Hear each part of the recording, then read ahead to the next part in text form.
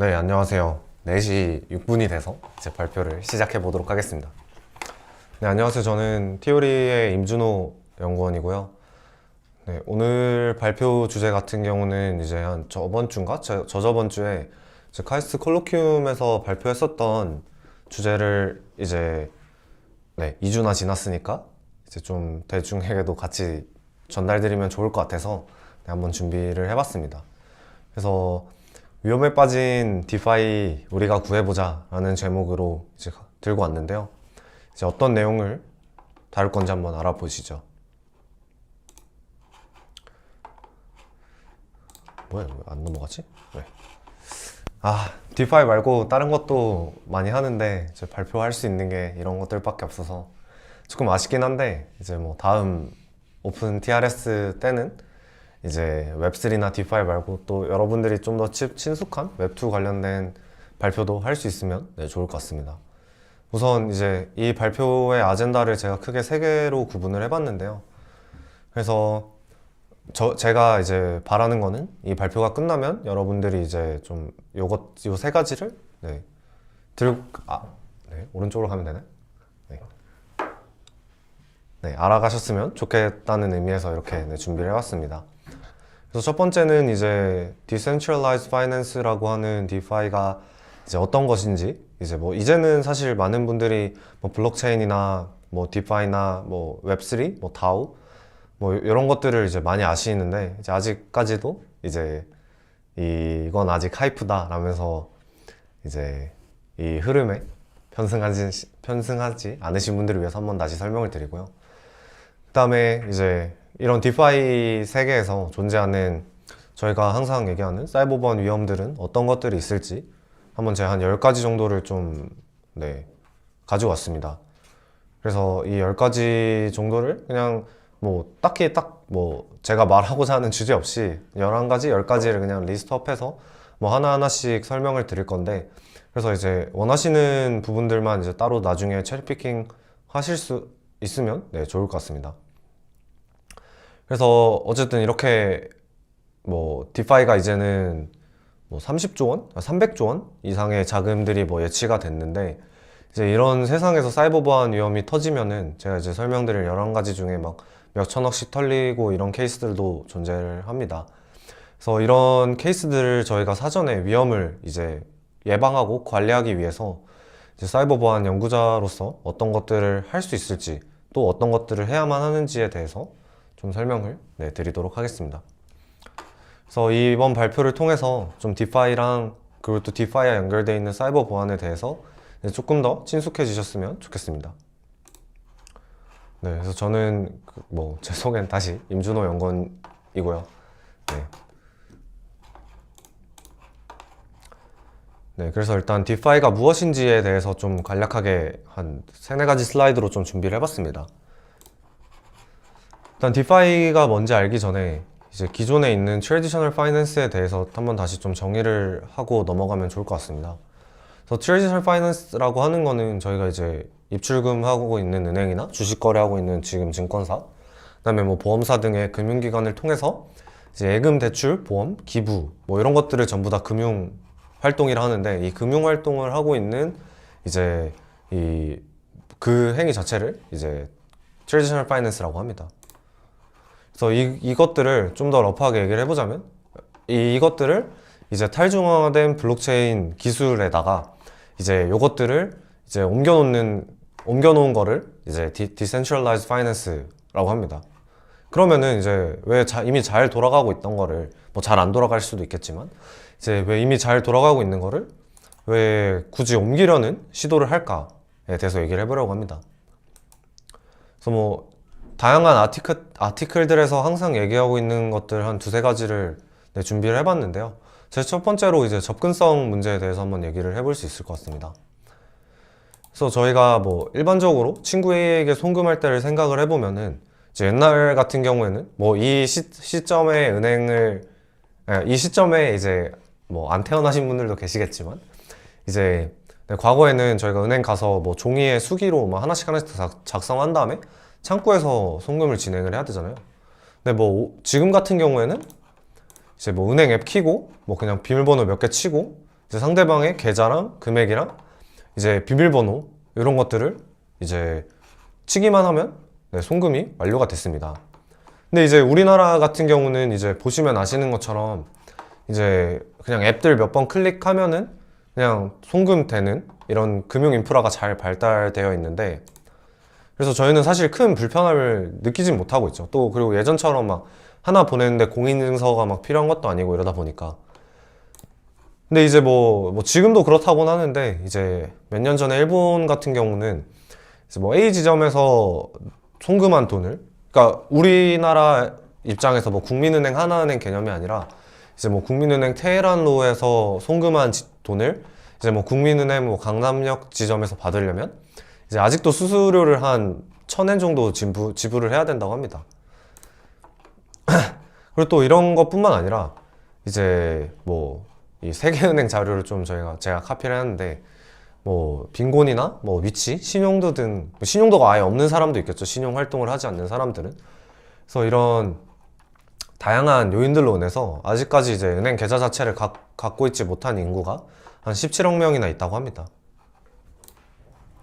네, 그리고 이제 뭐 접근성이나 속도적인 측면에서 봐도 이제 우리나라는 오늘 송금한 게 오늘 이제 입금이 되고, 뭐 실질적으로는 그 전산이 맞춰지기 전까지는 뭐 그냥 입금이 된 건 아니지만 어쨌든 바로 사용할 수 있게 해주잖아요. 근데 이제 가깝지만 먼 나라 미국만 해도 이제 24시간 내에 뭐 처리하는 것 자체를 이제 뭐 자랑이라고 이렇게 써놓기도 했고, 이제 뭐 와이어 트랜스퍼 같은 경우는 이제 뭐 2일 정도 걸리기도 합니다. 뭐 이거는 작은 마이크로 트랜잭션도 다 포함되는 네, 그런 케이스입니다.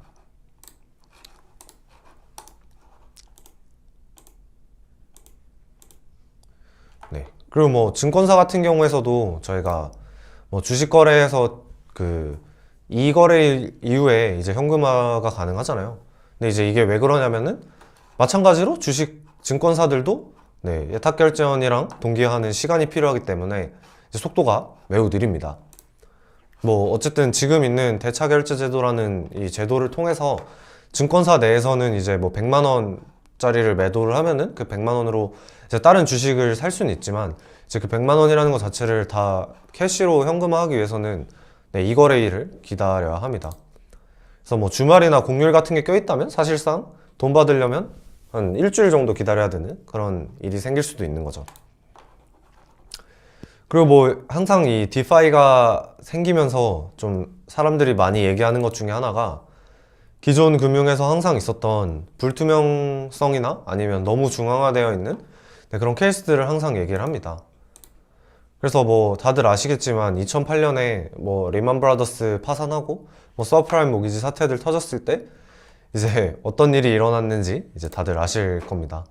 그리고 뭐 이제 그 IMF 때도 마찬가지고, 그리고 뭐 21년에 GME도 마찬가지고, 왜냐면 뭐 그 게임스탑을 매수 못하도록 로빈후드 브로커리지가 그냥 차단을 했고, 또 그 원자재 몇 달 전에 사건 있을 때도 이제 런던 거래소에서 그냥 다 롤백 시켜버렸습니다. 네, 그래서 제가 앞서 말한 문제점들을 좀 해결을 하고자 이제 디파이가 등장을 했는데, 이제 그 디파이나 웹3 쪽 큰 VC인 A16G가 뭐 이런 식으로 정의를 했습니다. 그래서 블록체인이라는 기술 위에서 이제 만들어진 프로덕트고, 기존의 트래디셔널 파이낸스를 좀 리플레이스 하려고 한다. 근데 이제 여기서 중요한 거는 freely accessible 하고 autonomous 하고 이제 트랜스퍼런트한 소프트웨어가 이제 여기서 뭐 스마트 컨트랙트나 아니면 실제 블록체인 노드도 다 공개돼서 돌아가고 있죠. 그래서 이것들을 이제 가장 키포인트라고 생각을 해주시면 될 것 같습니다. 네, 그래서 이거를 뭐 한글로 다시 풀어서 설명을 드리자면, 블록체인 기술을 기반으로 해서 누구나 인터넷에 접속할 수 있는 환경이 있다면은 네, 뭐 신용도 평가나 뭐 검열을 위해서 뭐 은행 못하거나 이런 것도 있죠. 뭐 성별, 자산 규모 이런 것들에 구애받지 않고 사용 가능한 금융이라고 생각을 할 수가 있습니다. 그리고 또 이제 투명하게 모든 정보들이 다 공개된 상태에서 돌아가고요. 그다음에 이제 여기 저희가 짜놓은 소스 코드대로 이제 돌아갑니다. 컴퓨터는 거짓말을 하지 않듯이 뭔가 사람의 이제 뭐 유도리나 이런 것들로 돌아가는 게 아니라 진짜 말 그대로 저희가 짜놓은 스마트 컨트랙트나 그 소스 코드대로 이제 돌아간다고 생각을 해주시면 됩니다. 그래서 이 Decentralized Finance의 뭐 특징을 좀 세 가지 정도 좀 준비를 해봤는데, 앞서 말한 Traditional Finance의 문제점이 뭐 트랜잭션 속도가 매우 느린 것들, 이런 것들을 뭐 해결을 한 케이스인데, 네, 이제 한 1,500만 원 정도 되는 가량의 테더 US 달러를 이제 30초 만에 이제 전송을 했다라는 이 트랜잭션 뷰고요.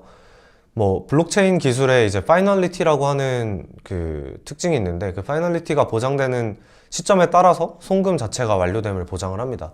그래서 뭐 이 파이널리티 자체가 1초 만에 되는 체인들도 있고, 아니면은 이제 뭐 한두 시간 이상 걸리는 뭐 비트코인 같은 그런 체인들도 존재를 합니다. 그리고 또 이제 투명하게 모든 정보들이 공개되어 있다는 특징이 있는데요. 이제 트레디셔널 파이낸스처럼 누가 얼마나 이제 들고 있는지를 보려면은 뭐 자산 공개 신청이나 아니면은 뭐 주식시장 같은 경우는 이제 뭐 공시를 통해서 공개를 하는데, 이제 그 공시 자체도 틀릴 수도 있는 부분이 항상 존재를 합니다. 근데 이제 이 Decentralized Finance 같은 경우는 이제 그런 거 없이 모든 정보들이 이 블록체인 노드 데이터 안에, 스테이트 DB 안에 다 저장이 되어 있기 때문에 누구나 원한다면 이제 어떤 사람이 이제 얼마만큼의 금액을 들고 있는지, 아니면 누가 얼마만큼의 뭐 대출이나 예금 비율을 갖고 있는지, 이런 것들을 다 확인을 할 수가 있습니다. 그래서 뭐 테더 USDT 같은 경우도 이제 그 테더 트레저리가 한 4.5% 지분을 가지고 있다는 것을 또 확인을 할 수 있습니다.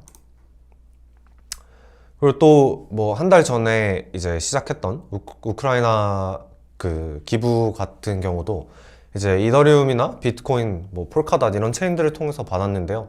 이제 이것도 마찬가지로 이제 기존의 스위프트 통신이나 이런 그 트래디셔널 파이낸스에서 사용하는 이제 그 중앙화된 프로토콜이 아니라 이제 그냥 블록체인이라고 하는 그 이더리움이라고 하는 디센트럴라이즈 파이낸스를 사용했기 때문에 이제 따로 검열을 받지 않고 이제 기부를 받거나 이제 사용을 할 수가 있습니다. 네, 그래서 이 디센트럴라이즈드 파이낸스에 뭐 여러 가지 서비스들이 있는데, 뭐 크게 한 네 가지 정도로 제가 좀 분류를 해봤습니다. 그래서 저희가 그냥 기본적으로 알고 있는 뭐 현물 거래소, 주식시장, 스팟마켓 이런 것들이 있고, 그 다음에 뭐 선물 옵션 거래들을 할 수 있는 파생상품 거래소도 있고, 아니면 제 그 담보를 바탕으로 이제 대출을 할 수 있는 대출 플랫폼들, 그 다음에 뭔가 공격을 당했거나 뭐 프로토콜에 문제가 있어서 뭐 그런 것들을 이제 인슈런스 해주는 보험 상품들도 있고, 아니면은 알아서 그 인덱스 펀드처럼 자산 운용해주는 그런 친구들도 많이 생겨났습니다. 그래서 이 디센트럴라이즈드 파이낸스의 미래에 대해서는 이제 지금 사실만을 일단 말씀드리자면, 이제 거래량 측면에선 이미 센트럴라이즈 파이낸스, 뭐 업비트나 뭐 코인베이스, 바이낸스 이런 그 거래소들의 거래량을 앞지른 지 꽤 오래됐고요. 그 다음에 이제 뭐 리포트들에 따르면은 이제 좀 한국말로 뭐지? 그러니까 막 말이 안 되는 규제들이 이렇게 생기기 시작하면 이제 사람들이 기존의 센트럴라이즈 파이낸스에서 이제 탈중앙화된 디파이로 자산을 옮기는 그런 리포트들도 꽤 많이 보이고 있습니다.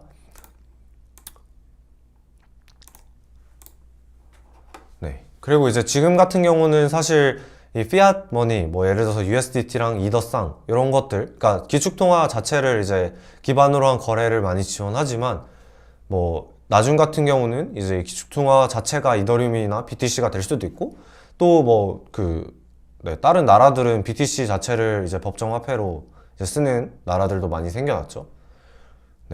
그리고 또 이제 이 단순한 그 토큰들 거래뿐만 아니라 뭐 부동산 거래나 아니면은 뭐 그 토큰들을 사용한 신용카드 등 이런 다양한 금융 상품들이 더 많이 출시될 것이라고 생각이 됩니다.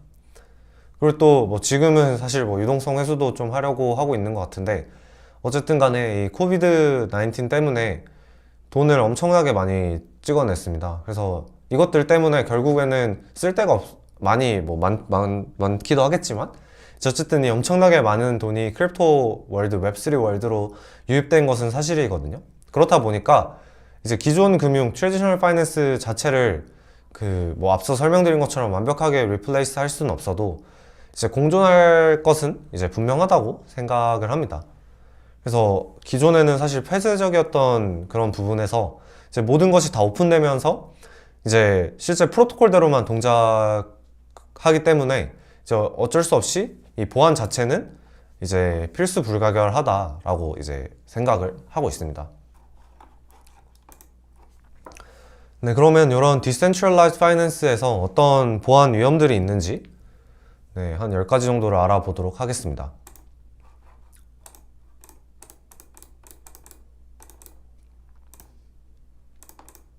네, 일단 다 눌러놨습니다. 그래서 뭐 크게 카테고라이즈를 하면은 4개 정도 있을 것 같은데요. 그래서 각각 세부적인 그 케이스 스터디는 하나, 둘, 셋, 넷, 다섯, 여섯, 일곱, 여덟, 아홉, 11개를 제가 준비를 했습니다. 그래서 사실 이거 말고도 더 재밌는 것도 많고 기존에 인터넷에 공개되어 있는 아티클들도 재밌는 것들이 많은데 뭐 슬라이드 사이즈의 한계나 아니면 어쨌든 제가 50분 안에 끝내야 되기 때문에 시간의 한계 때문에 좀 더 못하는 게 조금 아쉽기도 합니다. 뭐 나중에 관련된 블로그 포스트나 네, 뭐 시간이 남는다면 네, 연재 보는 것도 네, 좋을 것 같다고 생각을 합니다. 그래서 나중에 작성하면 좀 구경 와주시면 좋을 것 같습니다. 그래서 첫 번째 보안 위험으로는 이제 스마트 컨트랙트 관련된 보안 위험을 갖고 왔는데요. 실제로 터졌으니 이제 위협이겠죠. 그래서 우라늄 파이낸스가 이제 라고 하는 그 현물 거래소가 해킹당한 사건입니다. 그래서 이거 같은 경우는 이제 지금 디파이 시스템의 머니레고와 같은 모두가 모두를 카피하고 포크해서 이제 다 네, 복사 붙여넣기 한 코드들 잘 이해하지 않고 쓴 그런 케이스들을 딱 보여주는 그런 사건이라고 저는 생각을 하는데요. 이제 뭐 그냥 한 줄을 요약을 하자면 1바이트가 부족해서 발생한 사건이라고 얘기를 할 수 있을 것 같습니다. 그래서 네, 멀티밀리언 달러가 이제 털렸는데요. 한 수십억 달러가 이제 네, 아니죠. 수십억 원? 네, 수십억 원이 이제 털렸다라고 보시면 될 것 같습니다. 그래서 왜 발생했냐면 이 우라늄 파이낸스도 유니스왑의 코드를 포크를 해서 사용을 하고 있습니다. 그래서 기존의 수수료율 자체를 소수 첫째 자리까지만 사용을 했었는데요. 0.2%만. 근데 이제 이거를 이벤트 한다고 0.16%로 낮췄는데 그래서 이 소수 첫째 자리까지만 지원을 하면은 저희가 그 프리시전 스케일 요 부분을 이제 1000으로만 사용을 하면 됩니다. 왜냐면은 이제 원래 100%가 끝인데 첫째 자리를 지원을 하니까 이제 0에서부터 1000으로 다 표현을 할 수 있겠죠. 그런데 이제 이 0.16으로 변경을 하기 위해서 네, 10의 1승이 더 늘어나게 됩니다. 그래서 만으로 스케일을 변경을 했어요. 그래서 여기 빨간색 박스를 만으로 변경을 했는데 이제 수수료를 이제 다 떼고 마지막에 남아있는 금액을 검사하는 이 초록색 박스에서는 이제 만으로 변경을 안 하고 그대로 1000으로 남겨버렸습니다. 그래서 그냥 사실상 네, 돈을 넣지 않아도 그냥 공짜로 돈을 가져갈 수 있는 네, 그런 문제점이 네, 생겨져 버린 거죠. 그래서 근데 이제 이것도 웃긴 게 그 뭔가 그 오딧을 진행을 하고 있었대요. 한 2주 정도. 근데 그 오딧 하는 사람들에서 이제 하이 시비리티한 버그들이 안 나오니까 일단은 뭔가 그러니까 일단은 그냥 배포를 한 상태였고 그다음에 배포를 한 상태에도 한 일주일 동안 취약점이 이제 뭔가 공격이나 이런 것들이 또 발생을 하진 않았다고 합니다. 네. 그런데 어찌 됐던 간에 그 일주일 만에 누군가 이제 해당 취약점을 찾아서 이제 익스플로이트 했다라고 네, 봐주시면 될 것 같습니다. 그다음 두 번째 스마트 컨트랙트 관련된 취약점은 이제 뭐 이거는 취약점이라고도 할 수도 있고 말 그대로 진짜 누구나 쓰면서 트리거가 자동으로 되는 그 취약점인데요. 뭐냐면은 얘도 앞선 설명드렸었던 우라늄 파이낸스랑 마찬가지로 1바이트가 부족해서 발생한 사건이라고 생각을 해주시면 됩니다. 그래서 그 greater than을 써야 되는데 이제 단순히 네, 그 부등호 왼쪽 변이 더 큰지만을 사용을 해서 이제 발생을 했는데요. 뭐 요거는 사실 컴파운드의 서플라잉 그 모델이 어떻게 되는지에 대한 좀 배경 지식이 있으면은 이해하기가 더 쉽긴 한데, 그 얘네 포크를 업그레이드를 하고 나서 이제 여기 서플라이 인덱스 요 초록색 밑줄의 첫 번째 부분, 이 서플라이 인덱스의 기본 값을 이제 0에서 1 곱하기 10의 36승으로 변경을 했습니다. 그래서 이 코드 자체를 그냥 뭐 컨텍스트 없이 설명을 드리자면, 기존 코드에서는 이제 뭐 컴프 이니셜 인덱스나 서플라이 인덱스나 이제 둘 다 0이어서 영향을 미치지 않았는데요. 이제 요때 이제 0에서 1에 그 10의 36승으로 변경이 되면서 이제 이 서플라이 인덱스가 컴프 이니셜 인덱스보다 엄청나게 커지게 됐습니다. 근데 이제 이 두 개의 차이를 이용해서 내가 이 시점만큼 이제 그 컴파운드에 뭔가 기여를 했다라고 계산이 되거든요. 그래서 그 계산이 된 값만큼 이제 컴파운드 그 거버넌스 토큰을 이제 지급을 해줘 버리게 됩니다. 그래서 사실상 뭔가 누군가 익스플로잇을 하려고 익스플로잇은 한 건 아닌데, 그냥 기존에 그 컴파운드에 참여했던 인원들이 이제 저 클레임을 요청을 할 경우에 이제 그냥 엄청난 양의 컴파운드 리워드가 과지급되는 사고가 이제 발생을 했습니다. 그래서 대략 3만 컴파운드가 이제 그냥 과지급이 돼버렸고요. 그래서 대략 한 40억 정도 되는 금액이 그냥 나갔습니다. 그래서 이것뿐만 아니라 이 한 트랜잭션 뿐만 아니라 이제 여러 가지 트랜잭션이 많이 발생해서 여러 명이 이제 탈취를 해갔는데, 좀 웃긴 비하인드 얘기를 드리자면, 이제 이 사건이 생기기 한 몇 달 전인가 몇 주 전에 이제 컴파운드 CEO가 이제 하나 해킹당한 디파이였나? 막 그런 애들을 가리키면서 이제 거의 코드 is law라는 얘기를 하면서, 이제 너네가 짠 코드가 코드대로 돌아갔는데 도대체 뭐가 문제냐? 라는 이야기를 한 적이 있습니다. 근데 이제 얘네가 컴파운드가 이런 식으로 사고가 발생을 하니까 이제 컴파운드 CEO가 이제 막 조롱하면서 이제 컴파운드로 다시 돌려 놓던지, 아니면은 그 미국에다가 세금 신고해서 세금 40% 떼가던지 막 이런 식으로 막 조롱하고 비난해서 이제 좀 문제가 됐었던 그런 부분도 있습니다.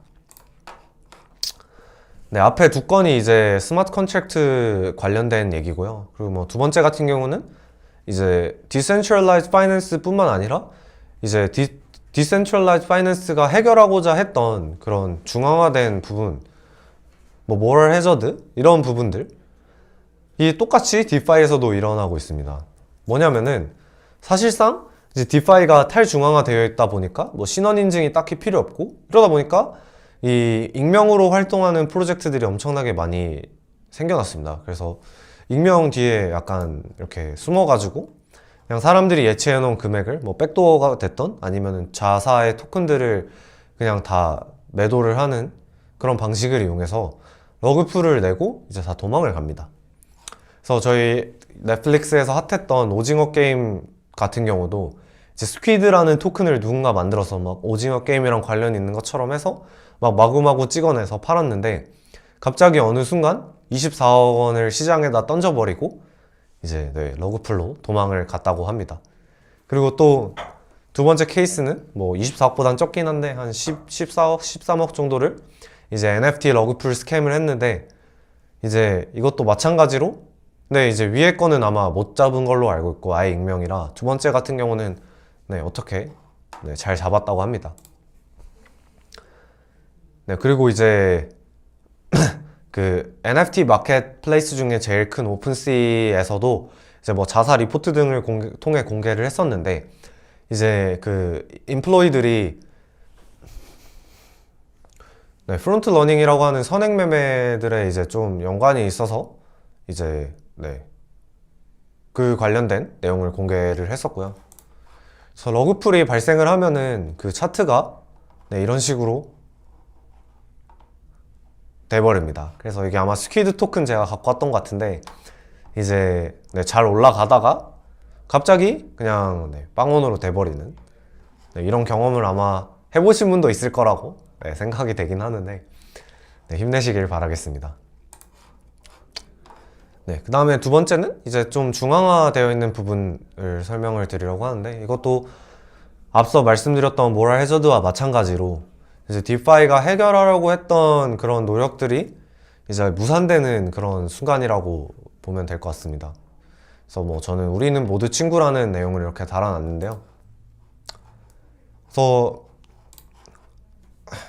컴파운드에 이제 탈중앙화된 거버넌스가 있습니다. 그래서 그 거버넌스에서 이제 어떤 이제 뭐 하도 사건 사고들이 많이 일어나니까 이제 이 사고들을 좀 예방하고자 탈중앙화된 생태계임에도 불구하고 이제 한 그 센트럴라이즈된 회사한테 이제 정기적인 보안 파트너십과 뭐 컨티뉴어스한 오딧 이런 것들을 이제 네, 맡겨 놓겠다라고 해서 이제 비딩을 붙였습니다. 그래서 여기에 오픈 제플린이라고 하는 스마트 컨트랙트 뭐 블록체인 보안 회사와 이제 기존의 그 트레디셔널한 시큐리티도 엄청나게 잘 해왔던 그 트레블비치라고 하는 뉴욕에 있는 회사가 있는데, 이 두 개 업체가 뭐 비딩 아닌 비딩을 했습니다. 근데 결국에는 이제 오픈 제플린이라고 하는 회사가 네, 비딩에 성공을 했는데, 이 오픈 제플린에 가장 많은 투표를 한 회사 그 뭐 VC 그 컴파운드 토큰을 들고 있는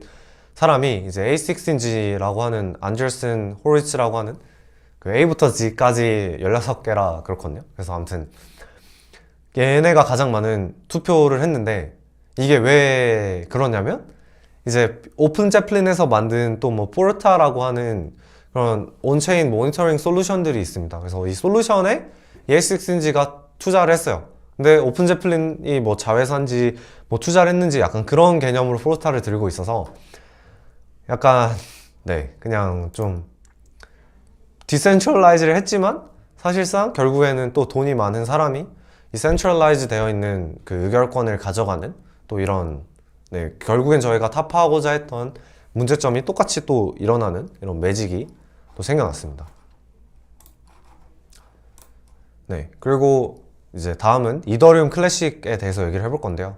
제가 아까 처음에 그 Decentralized Finance의 특징에 대해서 설명을 드리면서 그 파이널리티에 대해서 설명을 드렸을 겁니다. 그래서 그 파이널리티가 만족을 하면은 이제 체인 자체가 다시 롤백 될 수 없어서 이제 그 뭔가 한번 체결된 트랜잭션은 이제 더 이상 돌릴 수 없다는 것을 보장한다는 것 자체를 이제 블록체인에서 엄청 화두로 밀고 있잖아요. 근데 이제 그것 자체를 이제 그냥 다 롤백 시킨 사건이라고 생각을 해주시면 되는데, 이더의 16년에 이제 DAO라고 하는 컨트랙트 해킹 사건이 있었습니다. 그래서 이 더 다오라고 하는 이 조직은 이제 이더리움 파운더 비탈릭 부테린이 이제 주인 없는 회사, 사실 뭐 주식회사 자체도 이제 주주들이 주인인데, 그럼 이 다오는 누가 주인이냐, 다오를 들고 있는 사람이 주인이냐 라고 이제 뭐 말해볼 수 있을 것 같은데, 사실 그러니까 뭐 최고 뭐 의사 결정권자가 그 어쨌든 모든 사람이 다 이렇게 잘 할 수 있는 그런 느낌으로 얘기를 했던 것 같아요. 그래서 어쨌든 간에 16년 3월에 설립한 이제 분산 조직으로서 이제 투자자 이 다오에 넣은 사람들 주도의 이제 벤처 자금 펀드의 한 형태인데, 이제 6월에 설립한 지 3개월 만에 이제 다오가 이제 해커들의 공격을 받았습니다. 그래서 요거는 기존에 있던 금액을 그 이더리움으로 뭐 마이그레이션 시키면서 뭐 환전하게 하는 기능, 스플릿 기능이란 게 있었는데, 여기서 이제 취약점을 이용해서 이제 발생한 공격이었습니다. 이 공격은 사실 디파이를 처음 공부하시는 분이나 아니면 뭐 웹3 블록체인 이런 취약점을 처음 공부하시는 분들이 뭐 워게임이나 아니면은 뭐 다큐멘테이션 통해서 가장 먼저 접할 그 리엔트런시 취약점이 이제 여기서 처음 생겨나게 된 것입니다. 근데 어쨌든 엄청나게 많은 금액이 털렸는데요. 이제 이때 그 서프라임 모기지 사건과 비슷한 형태의 일이 일어나게 됩니다. 뭐냐면은 네, 대마불사라고 하는 이제 경제학 그 이론이 있는데, 결국에는 이제 이런 큰 사건들이 일어났을 때 작은 기업들을 살리려면 결국에는 이제 큰 기업들에게 뭔가 구제금융이라든지 뭐 여러 가지 방법으로 어쨌든 큰 기업들은 살려놔야 된다라고 하는 그런 논리입니다. 그래서 말 그대로 큰 놈이 이제 뭐 죽으면은 이제 작은 놈들은 알아서 다 연쇄 도산되는 그런 체인을 말하는데, 이 자금 자체가 너무 많이 몰려있다 보니까 어쨌든 이 소프트 포크 하자라는 그런 얘기가 나오게 됩니다. 그래서 뭐 이더리움 블로그나 아니면은 뭐 여러 가지 채널로 뭐 얘기를 많이 했었는데, 그래서 결국에는 그 블로그에서는 뷰테리는 그런 적이 없다고 하는데 뭐 아무도 모르는 얘기죠. 그래서 어쨌든 이 이더리움을, 기존에 해킹당한 이더리움을 놔두고 이제 그 롤백한 체인을 이더리움으로 만들자라고 이제 제안을 합니다. 그래서 어쨌든 이 포크 자체는 이루어졌고요. 그래서 이 포크를 반대하는 집단이 이 이더리움 클래식인데, 다오가 해킹된 체인을 그대로 유지를 하자라고 이제 얘기를 합니다. 그래서 어떻게 보면 이더리움 클래식이 좀 더 순혈에 가깝다라고 얘기를 할 수 있을 것 같아요. 그래서 이 파이널리티가 보장되면서 결국에는 뭔가 포크가 안 나는 그런 것들을 보장을 해야 되는데, 뭔가 소수의 그런 파운더들이나 몇몇의 그런 의견이 있으면은 결국에 이 블록체인이란 것도 다 돌리려면 돌릴 수 있구나 라는 이런 위험성을 좀 암시하는 그런 부분이었던 것 같습니다. 네, 그리고 이제 다음은 어쨌든 중앙화된 부분에 대해서 한번 다시 얘기를 해보려고 하는데요. 뭐냐면은 이제 Decentralized Finance라고 하면은 사실 블록체인이라는 기술이 노드들이 다 전 세계에 다 이렇게 나눠져서 운영이 되어 있다 보니까, 사실 한 군데가 뭐 공격당하거나 한 군데가 뭐 고장이 나도, 장애가 발생해도 이제 자연스럽게 사용자는 다른 노드에 붙어가지고 이제 정상적으로 이 블록체인 네트워크에 이제 연결을 해서 블록체인 생태계가 제공하는 뭐 디파이나 디앱들을 사용할 수 있는 게 이제 원래의 취지고 목적이지 않습니까? 근데 이제 20년 11월쯤에 이제 싱글 포인트 오브 페일리어라고 하는, 이제 컴퓨터 사이언스나 뭐 이런 데서 항상 강조하고 있는, 이제 계란을 한 바구니에 담아두지 말자라는 그런 사건이 일어납니다. 네, 뭐냐면은 이제 인퓨라라고 하는 그 이더리움 노드들을 이제 대행해주는 그런 서비스가 있습니다. 뭐 어떻게 보면 뭐라 해야 되지? 노드 에즈 서비스? 뭐 나스? 이런 느낌인데, 어쨌든 그 각각의 거래소들은 이제 항상 주장하는 게 자신마다 이제 노드들을 다 운영하고 있어서 이제 뭔가 인프라적인 장애가 일어나도 우리는 안전하다라고 얘기를 해왔지만, 이제 놀랍게도 인프라가 잠깐 장애가 있었던 시점에 이제 국내뿐만 아니라 외국의 대형 메이저 거래소들도 이더리움 관련된 뭐 이더리움 자체나 아니면 뭐 ERC20 관련된 체인들도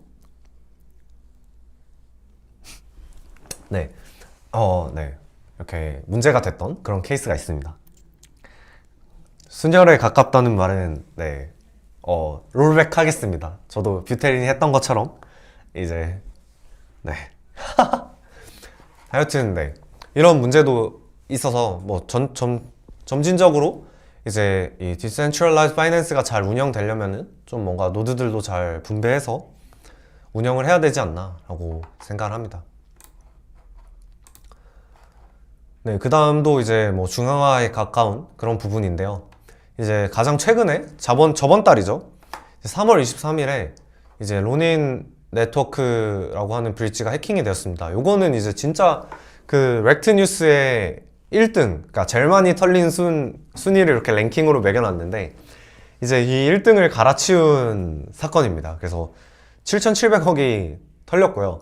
그래서 이거 같은 경우는 이 아마 발표 이후에, 그러니까 원래 이 첫 발표 이후에 이제 그 KBS에서 그 일반인 분들도 뭐 문과생도 이해할 수 있는 뭐 이런 느낌으로다가 이제 그 동영상을 만들어 주셨더라고요. 그래서 그 동영상을 보시면은 조금 더 이해가 잘 될 것 같습니다.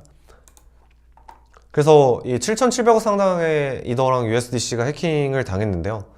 이제 이 해킹 당한 것 자체를 인지한 시점이나 방식 자체도 놀라웠던 게, 뭔가 이 벤더사가, 그러니까 운영하고 있는 저 로닌 엑시 친구들이 이제 먼저 안 게 아니라, 어떤 유저가 내가 원래 5,000 이더를 갖고 있었는데 이게 출금이 안 된다 라고 이제 제보를 통해서 이제 먼저 그 이후에 발견됐습니다. 그래서 더 웃긴 거는, 다른 유저는 6일 전에 어떤 유저가 이제 뭐 해킹당한 것 같아서 뭐 숏 포지션으로 이제 그 퓨처스나 뭐 옵션을 잡았지만, 이제 아무도 해킹당한 사실에 관심을 가져주지 않아서 이제 청산되었다라고 나중에 오피셜 발표가 뜬 이후에 얘기를 하더라고요.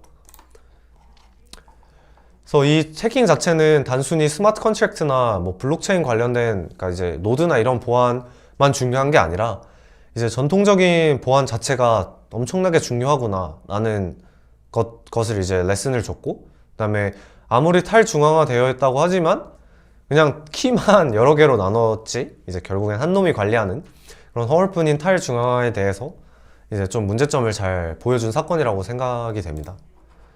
그래서 이 로닌 네트워크 브릿지의 시스템을 설명을 드리자면, 이제 5of9이라고 하는 멀티시그를 통해서 관리를 하고 있습니다. 브릿지 시스템이. 그래서 한 체인에서 다른 체인으로 자산을 이동시킬 때 9명의 그 캔디데이트들 중에서 5명이 얘 진짜 A 체인에서 이만큼의 돈을 송금한 게 맞아 라고 이제 인정을 해주면은 이제 다른 체인에 이 A 체인에서 이동한 만큼의 돈을 다른 체인에도 그대로 발행을 해주는 그런 시스템인데요. 이 A 체인에서는 그 돈을 이제 이 로닌 네트워크라는 그 운영사가 잘 들고 있는 거죠. 근데 이제 이 5개 중에 4개의 키는 이제 스카이 마비스라고 하는 엑스 인피니티 로닌 네트워크를 운영하고 있는 개발사가 이제 관리를 하고 있는 중이었고, 이제 다른 하나는 이제 엑시다오라고 하는, 어쨌든 다오라고 하는 조직이 이제 관리를 하고 있었습니다. 근데 뭐 전체적인 어떻게 해킹 당했고 뭐 사후 조치가 뭐고 뭐 어떤 뭐 제로데이를 썼던 이런 내용 공개는 안 됐지만, 이제 그냥 블로그 포스트, 이 공식 블로그 포스트를 보면은 어떤 경위에서든 이 스카이 마비스에 운영하고 있는 노드가 해킹을 당했고, 근데 이게 뭐 하나의 노드로 운영되고 안에 키가 4개가 있었다든지 뭐 이런 설명은 없었어요. 어쨌든 이제 한 사람이 4개의 키를 관리를 하고 있었고요. 그래서 4개 키를 이제 획득을 했고, 이제 또 나머지 하나는 그 엑시다오랑 스카이 마비스랑 뭔가 협약을 통해서 작년 11월쯤에 그 막 엑스 인피니티가 엄청나게 막 한 2000% 오르고 이랬잖아요. 그래서 그때 막 트랜잭션이 많이 생기다 보니까 가스비 절약을 위해서 엑시다오가 그 커스텀 RPC에 그냥 트랜잭션 보내면 엑시다오 프라이빗 키로 서명을 해주는 그런 RPC를 열어놨었거든요. 근데 이제 그 RPC를 그냥 사용을 해서 5개의 서명된 트랜잭션을 모아서 그대로 그냥 뭐 해킹도 아니죠. 그냥 돈을 이동을 시켰습니다. 그래서 이 렉트에 6억 달러, 더 정확히는 이제 6억 2,400만 달러를 이제 1등으로 장식을 했고요. 그래서 더 웃긴 거는 얘네가 이제 해킹을 당하고 버그 바운티를 로닌 네트워크랑 엑시나 이런 것들, 그 다음에 실제 인프라에 대한 버그 바운티를 이제 공개를 했습니다. 근데 이제 막 메이커다우나 이런 뭐 웜홀이나 저번에 털렸었던 점프 트레이딩에서 백업하고 있는 웜홀이나 이런 것들은 이제 버그 바운티 규모가 막 1000억이고 그래요. 그러니까 그 1000만 달러예요.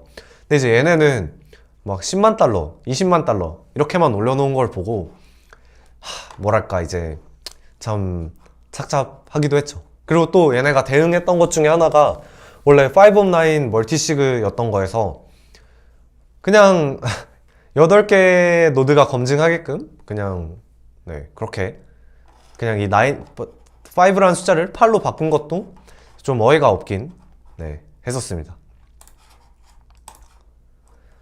그 다음도 마찬가지로 이제 웹2가 해킹당해서 발생했던 사건인데요. 이제 요것도 배쩔다오라고 하는 홈페이지가 해킹 당해서 이제 1,500억 원 관련 가량이 이제 해킹 당한 그런 부분입니다. 그래서 이거 같은 경우는 뭐 앞에서 설명드린 노드를 막 이렇게 막 스테이트 오브 아트처럼 해킹한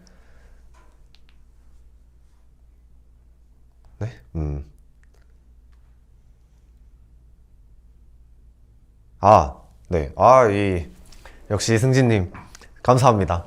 하여튼 그래서 계속 설명을 하자면 이제 딥페이스를 통해서 이제 막 엄청나게 화려한 공격도 아니고 홈페이지 이제 항상 다른 친구들이 하는 그 딥페이스를 통해서 한 공격인데요. 그래서 배쩌다오 홈페이지를 딥페이스 시켜서 이제 원래 그 사용하는 트랜잭션 하면 메타마스크나 이런 지갑에서 뭐 허용을 할지 말지 이런 걸 뜨는데, 이제 요거를 그 ERC20 토큰 스탠다드 같은 경우는 이제 타 주소가 본인의 토큰을 이제 사용할 수 있도록 그 해주는 그런 API가 있어요. 왜냐면은 이제 우리가 컨트랙트가 알아서 뭐 자산 배분해서 투자를 한다든지 스왑을 한다든지 뭐 이런 것들을 해주기 위함인데, 네. 그래서 이제 얼로완스라고 하는 저 기능을 이제 만들어 놨습니다. 그래서 이 홈페이지를 해킹을 한 다음에 이제 공격자 주소에 이제 내가 허용할 만큼의 토큰을 무제한으로 허용하는 트랜잭션을 이제 막 보내게 이제 유도를 했습니다. 그래서 한 몇 개월 동안 이렇게 모아가지고 이제 한순간에 네, 그냥 여기에 있던 그 배철다오를 사용하던 유저들이 가지고 있는 모든 토큰을 이제 다 탈취를 해버리는 네, 그런 사건이 일어났습니다. 이거 같은 경우는 사실 각각 개인 유저들이 이제 개인 유저들이 이제 돈을 그 허용을 해준 거기 때문에 뭔가 배철다오에서 이제 한 번에 이제 해결을 해줄 수 있는 게 아니라 이제 각각 개인이 다 개인이 다 그 토큰 컨트랙트에다가 저 배철다오 어태커한테 허용한 거를 다 풀어줘야 되거든요. 그래서 이제 막 이더스케이나 이런 데서 내가 허용한 것들 찾아보기라든지 이런저런 기능들을 좀 추가를 해서 이제 좀 막기 시작을 했습니다. 그래서 뭔가 주기적으로 내가 허용하고 있는 그런 컨트랙트들을 볼 수 있게끔 좀 만들어서 피싱들을 좀 많이 막고 있는 것 같아요. 네, 그 다음은 이제 그 피싱 부분입니다. 저도 당할 뻔 했는데요. 그리고 주변에도 당한 사람도 네, 실제로 있었고, 그래서 뭔가 요청을 주셨던 그런 부분들도 있고. 근데 이 피싱이 참 무섭습니다. 진짜 잘 만들어놨어요, 요즘은. 그래서 저희가 이제 예전에 뭐 다른 프로젝트 때문에 잠깐 알파카 파이낸스에 뭐 예치를 해야 될 일이 있었는데, 그때 별 생각 없이 구글에 알파카 파이낸스를 쳐서 이제 맨 위에 있는 걸 눌렀죠. 근데 나중에 보니까 저기 초록색 박스 보시면은 이 광고라고 되어 있더라고요. 그래서 이 친구들이 아주 교묘하게 잘 만들어놔서 이제 지갑 연결을 할 때 그 뭔가 뭐 너의 지갑에 문제가 있다 이러면서 시드 프레이즈를 넣어서 복구를 시키라는 그런 문구가 나옵니다. 근데 이제 이때 시드 프레이즈를 여기다가 넣으면은 그걸 이제 우리 왼쪽에 있는 그 나라 서버더라고요. 그래서 그쪽에 이제 다 날라가서 쥐도새도 모르게 돈이 다 나가는 그런 일이 최근에도 계속 일어나고 있습니다. 그래서 이거 같은 경우는 뭐 구글도 노력하고 있고 다른 이 서치 엔진들도 계속해서 노력하고 있는 부분인 것 같아요. 네, 그리고 이제 웹3에 슬금슬금 이 스테이트 스폰서드 어택에서만 보였던 제로데이나 뭐 네트워크를 아예 그냥 공격해버리는 그런 일들이 일어나고 있습니다. 제로데이 어택 같은 경우는 이제 19년에 일어났던 거긴 한데요. 이제 코인베이스라고 하는 미국 거래소에서 이제 파이어폭스랑 맥OS를 쓰는 아예 개발자 임직원을 타겟팅해서 들어온 공격인데요. 그래서 뭐 어떻게 탐지를 했던지 아니면은 리포트 몇 개에서는 샌드박스 이스케이프를 하다가 뭔가 이게 잘 안 돼가지고 그때 탐지가 됐다든지 뭐 이런 식으로 얘기를 하는데, 하여튼 이제 파이어폭스 제로데이를 사용을 해서 공격을 했던 사건이 있습니다. 그래서 이거 같은 경우는 뭐 이런 C2나 이런 것들을 공유를 해서 이제 MSTI에 있는 사람들 트윗들을 좀 보면은 이제 예전부터 이 트래디셔널 파이낸스를 이제 계속해서 지속적으로 타겟팅했던 그룹의 C2였던 것으로 이제 뭐 뇌피셜일 수도 있지만 얘기를 하긴 합니다. 근데 만약에 크롬을 썼다면 안전했겠죠. 아니면 뭐 네이버 웨일 뭐 이런 거를 쓰면은 안전하지 않았을까.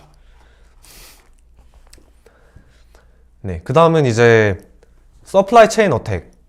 최근에 작년이죠. 뭐 솔라인즈 그 서플라이 체인 어택이 핫했었는데 이게 이제 디파이에서도 계속해서 일어나고 있고, 가장 코스트를 적게 들이면서 하는 방법으로 택하고 있습니다. 피싱과 마찬가지로. 뭐냐면은 이제 디파이가 이제 빠르게 개발이 이루어지다 보니까 이제 개발 라이프 사이클이 엄청 짧고 빨리빨리 할 수 있는 뭐 파이썬이나 뭐 npm, 노드 관련된 그런 친구들로 만들어진 패키지들이 엄청 많아요.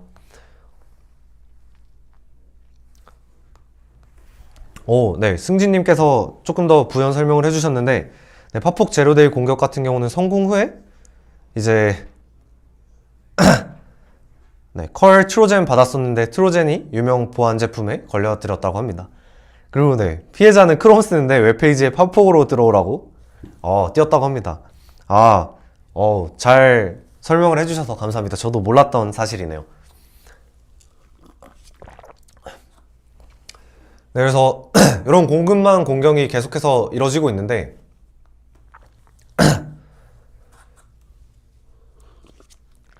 근데 저 같은 경우는 팝폭으로 들어오라고 하면은 그냥 나갈 것 같아요.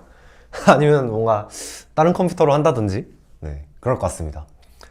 그래서 이런 노드 관련된 패키지나 이제 PIP 패키지에 채굴 스크립트나 뭐 프라이빗 키 탈취하는 네, 그런 스크립트들을 좀 마구마구 몰래 넣어서 네, 하는 그런 일들이 계속해서 네, 일어나고 있어서 이제 이런 것들도 뭐 그 패키지 버저닝을 프리즈하는 방식을 잘 사용을 해서 네, 뭔가 개발하실 때도 네, 주의를 하셔야 될 것 같습니다.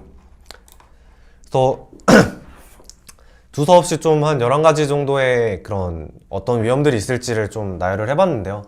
그래서 이런 것들을 저희가 좀 시큐리티 엔지니어로서 좀 미리 사전에 예방할 수도 있거나 아니면 관리할 수 있는 게 좀 무엇인지 네, 얘기를 해보도록 하겠습니다. 그래서 우리는 어떤 것들을 할 수 있을까? 그래서 일단 먼저 우리는 누구인가를 먼저 좀 얘기를 해보면 좋을 것 같습니다.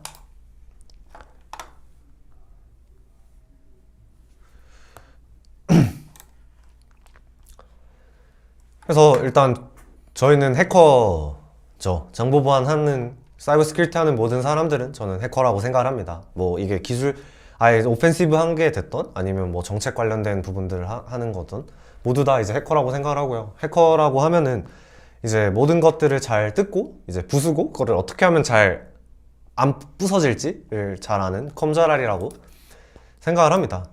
그러다 보니까 이제 뭐 로우 레벨에 대한 시스템의 이해도 아주 좋고요. 뭐 바이너리 리버싱 하던 경험도 있어서 이제 뭐 스마트 컨트랙트나 이런 거 분석도 쉽게 할 수 있고, 그 다음은 또 이런 웹3라는 생태계가 좀 엄청나게 빠르게 성장을 했는데 이제 이런 것들을 이제 좀 더 빠르게 이해할 수 있는 부분이 저희는 항상 CTF를 진행을 하면서 네, 이 부분을 빠르게 체득을 했죠. 그리고 또 빠르게 체득하는 것 뿐만 아니라 이제 어쨌든 CTF 하면 익스플로이트도 해야 되고 완전 정교하게 짜야 되니까 이 시스템 자체를 깊게 이해할 수 있는 능력도 있다라고 생각을 합니다. 그래서 이것도 좀 3가지 파트로 구분을 해봤는데요. 그래서 어떤 것들을 해야 하고 할 수 있는가에 대한 부분인데, 첫 번째로 이제 좀 오펜시브 시큐리티의 관점에서 보면 공격자들보다 먼저 이제 사전에 스마트 컨트랙트나 D앱에 존재하는 이런 취약점들을 제거하는 일을 이제 할 수 있을 것 같습니다. 두 번째는 이제 피싱이나 뭐 러그풀 가능성, 뭐 머신러닝을 사용한다든지 아니면은 러그풀이 될 만한 그런 파이낸스 프로그램이나 뭐 디파이를 만든 사람들의 뭐 레퓨테이션을 어떤 방식으로든 잘 체크를 해서 탐지를 한다든지, 뭐 아니면 거버넌스 공격이 있을 때 이제 이런 것들을 빠르게 탐지를 해서 이제 뭐 그런 거버넌스 프로포잘이 빠르게 통과 못한다고 한다든지 뭐 이런 것들을 탐지할 수 있을 것 같고요. 그 다음에 뭐 브라우저나 기존에 우리가 알고 있는 이런 웹 시큐리티나 OS 제로데이 같은 것들을 이제 1번과 마찬가지로 이제 리서치를 해서 취약점도 찾고 실질적으로 익스플로잇을, 그러니까 이 D앱 같은 경우는 뭐 DID 관점으로 접근을 해도 뭔가 실제 익스플로잇을 해도 그런 걸 완화시킬 수 있는 방법들이 센트럴라이즈드에 대한 그런 뭐 이런 거 금액 제한하고 이러면은 센트럴라이즈드 하는 거 아니냐라고 이제 얘기할 수도 있고 뭐 이런 부분들도 있기 때문에 이제 그 첫 번째에 넣는 건 사실 힘들어요, 많이. 그러다 보니까 이제 뭐 중앙화돼서 발생할 수 있는 공격들을 이제 조금 더 완화할 수 있는 익스플로잇 미티게이션들을 좀 연구를 해보면은 네, 좋을 것 같습니다. 그래서 첫 번째로 네, 뭔가 영상 시청이 과제로 나왔나 보네요. 네, 그래서 공격자보다 먼저 사전에 이제 스마트 컨트랙트나 D웹에 존재하는 취약점 제거하는 방법이 있을 것 같습니다. 그래서 이거는 뭐 스마트 컨트랙트 자체가 될 수도 있고 아니면은 이제 블록체인 노드, 그다음에 뭐 D앱이나 뭐 디파이 프론트엔드 뭐 다 포함될 수 있고요. 그다음에 이 노드나 결국에는 디파이를 운영하려면은 주기적으로 뭔가 트랜잭션을 보내주는 그런 크론 시스템이나 잡 스케줄러가 있어야 되는데 이제 그런 친구들에 대한 인프라적인 보안이나 뭐 네트워크 노드 운영 이런 것들에 대한 보안도 할 수도 있을 것 같고요. 그래서 이거 같은 경우는 지금도 많은 기업들에서 진행을 하고 있습니다. 그래서 뭐 오디 펌들이 엄청나게 많이 있고 트레블비츠나 뭐 오지트, 그다음에 CertiK라고 하는 이런 오디 펌들도 있고요. 뭐 저희도 당연하게도 이제 해당 부분들을 이제 여러 디파이 프로덕트 업체나 뭐 거래소들과 함께 진행을 하고 있습니다.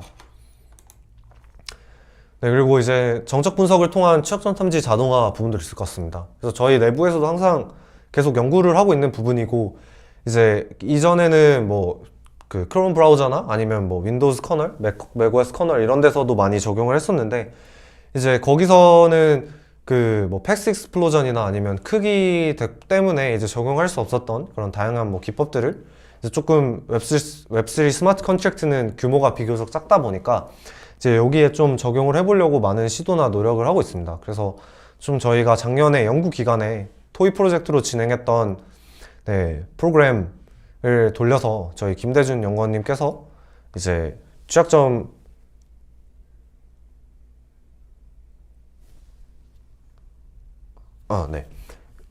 질문 주신 거는 끝나고 바로 답변 드리도록 하겠습니다. 그래서 그래서 버그 바운티를 받았기도 하고요. 그래서 어쨌든 저희가 취약점을 먼저 제거하는 게 목표다 보니까 어쨌든 어느 정도 언사운드하고 좀 인컴플리트해도 뭐 공격자보다 더 빠르게 하나의 취약점을 더 찾아내는 것이 좀 중요하다라고 생각을 해서 계속해서 진행을 하고 있습니다. 그래서 뭐 저희 그 다음은 이제 뭐 정형 분석 관련된 이제 포멀 베리피케이션인데, 코드 자체가 수학적으로 안전한지 좀 검증하는 부분도 있을 것 같습니다. 이거는 뭐 저희 회사에선 따로 진행을 하고 있진 않고요. 뭐 여러 가지 회사, 뭐 썰토라라고 하는 회사나 이런 데서도 많이 진행을 하고 있습니다. 근데 결국에는 이것도 뭐가 안전한가, 어떻게 해야 안전한가라는 모델을 사람이 설명을 해야 되고, 스펙이랑 그 모델을 설계를 해야 돼서 뭐 그것만 제대로 한다면 취약점이 없다는 걸 증명할 수 있지만, 그 컴포지빌리티나 이런 것들이 엄청나게 많고 또 컴플렉시티도 엄청나게 많은 이런 디파이 시스템에서 이게 뭔가 하나 추가되면 다른 데서 사이드 이펙트가 엄청나게 많이 발생하기 때문에 이제 이런 것들이 좀 많이 어려운 것 같기도 해요. 그래서 결국에는 이 포멀 베리피케이션을 통과한 스마트 컨트랙트에서도 최근에 뭐 이름은 생각이 안 나는데 취약점이 나와서 이 포멀 베리피케이션을 진행했던 업체에서 거기에 대한 포스트모르텀을 작성했던 것으로 기억을 하고 있습니다. 다음은 이제 버그 바운티 관련된 부분인데요. 보안 회사나 아니면 단체한테 보안 검수를 좀 아웃소싱 느낌으로 받는 부분이 있을 것 같습니다. 그래서 뭐 워몰이나 메이커다오가 최근에 이제 뭐 문제가 메이커다오는 문제가 생긴 건 아닌데, 이제 막 사람들이 이제 하도 문제가 많이 생기니까 $10,000,000, 이제 한 100억 정도를 이제 바운티로 내걸고 이제 진행을 했던 그런 버그 바운티 플랫폼들도 있고요. 아니면 이제 저희 회사에서 운영하는 패치데이에 클레이튼도 버그 바운티로 올라가 있습니다. 그래서 이 버그 바운티 규모가 엄청나게 크고, 이제 실질적으로 이 프로토콜에서 익스플로이트를 당했을 때 뭐 예를 들어서 10억 아니 뭐 100억 털렸다 라고 하면은 그 털린 해커들한테 10억 그냥 가지고 90억만 돌려주면 뭐 안 쫓을게라든지 뭐 이런 식으로 네고시에이션을 뭐 하기도 하는데, 그게 뭐 이뤄졌던 케이스들도 있지만 대부분은 그냥 다 이제 잘 날아가는 것 같더라고요.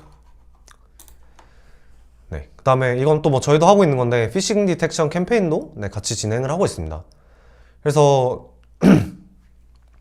저희 진행했던 그 연구기관에 그 아까 스태틱 어널라이저랑 마찬가지로 이제 피싱 사이트를 좀 탐지를 할 수 있는 모듈을 개발을 해서 좀 그냥 토이 느낌으로 돌려서 이제 저희랑 같이 일하고 있는 클레이스업의 피싱 사이트를 찾았어요. 그래서 이제 이 피싱 사이트들을 조심하라는 이제 캠페인도 좀 같이 진행을 해봤습니다. 그 다음은 이제 온체인 모니터링과 관련된 내용입니다. 그래서 이 스마트 컨트랙트들을 익스플로이트 할 때 뭐 모두가 다 그런 건 아닌데, 어떻게든 이 휴먼 러닝을 통해서 좀 학습해 본 결과 이제 공격자들의 아티팩트나 패턴들을 좀 학습을 할 수가 있었습니다. 그래서 딱 보니까 공격자들은 공격을 하기 전에 이제 공격을 위한 컨트랙트를 배포를 하고 좀 바보처럼 하긴 하죠. 그래서 배포된 버전을 포크를 해서 로컬 노드에서 테스트를 한 다음에 내 컨트랙트가 제대로 익스플로이트를 하는지 안 하는지를 테스트하고 나서 공격을 실행을 합니다. 그래서 어떤 일이 있었냐면 컨트랙트가 배포가 일어난 다음에 컨트랙트의 바이트 코드를 뭐 여기서는 정적 분석을 따로 한 것 같진 않고 그냥 그 어드레스가 존재하는지 아닌지만 체크를 했던 것 같아요. 그래서 체크를 해서 그 컨트랙트가 DB에 있다면은 서비스 운영자한테 고지를 한 후 서비스 일시 정지도 하고 뭐 그래서 한 2건 정도 막았다라고 이제 얘기를 하더라고요. 네, 어쨌든 이 부분은 false positive나 뭐 도스 관련된 위험성도 있어서 뭐 잘 정교하게 정적 분석을 해서 실제 위험한 행위를 하는지 안 하는지는 네, 테스트를 네, 해보는 게 필요할 것 같습니다. 이제 뭐 슬랙 후기든 디스코드 후기든 이런 걸로 알림을 받을 수 있습니다. 그래서 이런 서비스도 네, 운영하고 있는 회사들도 있습니다. 네. 그 다음에 뭐 이거는 사실 블록체인 말고도 계속해서 해야 되는 부분인데요. 뭐 주기적으로 이제 익스플로잇 미티게이션이나 아니면 내 시스템이 해킹당하지 않게 하는 네, 그런 부분도 꽤 중요할 것 같습니다. 그래서 뭐 그냥 한 4가지 정도 이렇게 만들어 놨는데 사실 뭐 활발하게 계속 취약점 연구를 하고 미티게이션 개발하고 적용하는 부분도 중요할 것 같고요. 그다음에 뭐 프론트엔드 에셋들 아니면은 그 서브되는 서드 파티들 있잖아요. 뭐 자바스크립트나 이런 것들도 뭐 아무거나 로딩 못하도록 막 서브 리소스 인테그리티라고 하는 브라우저에서 제공하는 미티게이션을 뭐 적용한다든지 아니면 뭐 CSP 등을 통해서 외부 리소스가 뭐 못 불러오게 한다든지 네, 뭐 이런 이미 기존에 잘 알려진 미티게이션도 잘 적용하는 게 중요할 것 같고요. 그다음에 또 뭐 최신 보안 지식이나 아니면 뭐 커팅 엣지 테크들, 블록체인 테크놀로지나 웹3 테크들을 잘 활용한 이제 해킹 방어 대회들을 운영하고 또 참여하면 네, 좋을 것 같습니다. 저희도 드림핵 통해서 이제 주기적으로 하는 CTF에 뭐 블록체인이나 웹3 관련된 문제를 몇 번 네, 내기도 했습니다. 그래서 하여튼 이런 많은 일들을 할 수 있고요. 그래서 어쨌든 이 디파이나 웹3에 관심이 있다면은 저희 팀에 조인해서 뭔가 같이 많은 걸 할 수 있으면 좋을 것 같습니다. 그래서